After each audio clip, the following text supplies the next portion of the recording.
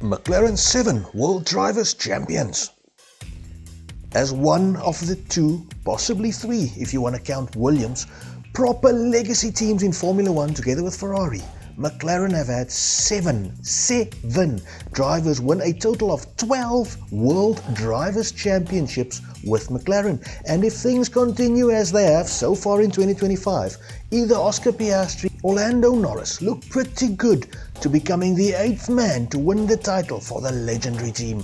Who do you think will win the World Drivers Championship in 2025? Give us your answer in the comments, and if you'd be so kind to subscribe and share the video, it would be much appreciated.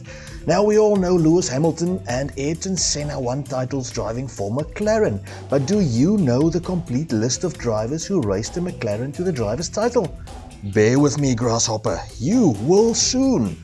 Bruce McLaren made the team's debut back in 1966, making the Papayas the second oldest team on the current grid, only behind Ferrari. But it wasn't until 1974 that McLaren would be able to crown their first driver as a world champion. 1974, Emerson Fittipaldi. Defending champion and all-time great Jackie Stewart retired, so the season had no defending champion. But 1972 champion Emerson Fittipaldi had only recently left Lotus to sign for McLaren. The McLaren M23 proved an excellent car, and Fittipaldi won 3 and scored a further 3 podiums to take the title battle to the last race, where he started level on points with Ferrari's Clay Regazzoni. Unfortunately for the Ferrari driver, he has suffered from handling problems, and Fittipaldi won his second and McLaren's first World Drivers' Championship by finishing 4th. 1976, James Hunt, a legend on and off the track. Have a look at the video we made about Hunt some time back, and watch the excellent Rush movie about the 1976 season to really appreciate James Hunt.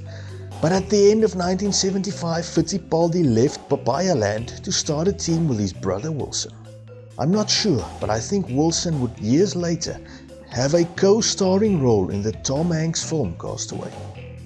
To replace Fitty, McLaren were limited in options as most of the big names were already attached to other teams, so they decided to roll the dice on James Hunt, who had a reputation for being more playboy than race driver. Good choice it turned out to be. Ferrari were the team to beat, and Lauda seemed to be cruising to the title halfway through the season, being on 56 points with Hunt only on 26. The German Grand Prix would however see Lauda crash and nearly perish in a ball of fire. Miraculously, Lauda would not only survive but be back racing, missing only 2 races. Lauda's absence and recovery though would see Hunt perform strongly, and he would win 4 races after Lauda's crash to leave him only 3 points behind the Austrian, with the Japanese Grand Prix left to go. Torrential rain saw Lauda retire due to safety concerns, and Hunt win the title with a strong 3rd place finish. Well now James, they've changed the regulations concerning the airboxes and the wings, and yet you're still extremely fast. How do you do it? Big balls. 1984, Niki Lauda. It was a long dry spell before McLaren would win another World Drivers title, and it would be the man Hunt beat in 76 who would start McLaren's greatest period of dominance by winning the 84 title. Driving the iconic Tag Heuer-backed Porsche-powered turbo-engined machine, Lauda, who was partnered by a young Alain Prost, rolled back the years to win 5 races, while Prost won 7, to combine in winning 12 from 16 races that season for McLaren. In an incredibly tight battle, Lauda would prevail and win the title by half a point from Prost, with 3rd place De Angelis scoring less than half the points Prost managed. Lauda remains the only driver to have won a driver's title with Ferrari and McLaren. 1985, Prost lost the 84 title by half a point. Prost lost the 83 title by 2 points. Prost lost the 82 title by 7 points. But come 1985, and the Frenchman was in a class of his own. Prost would win 5 races to teammate and defending champion Lauda's 1 and score 73 points to runner-up Michele Alboretto's 53, while Lauda showed he should probably have retired after winning the 84 title by scoring only 14. Prost would go on to also win the 86 and 89 titles for McLaren before leaving for Ferrari in 1990. 1988, Ayrton Senna.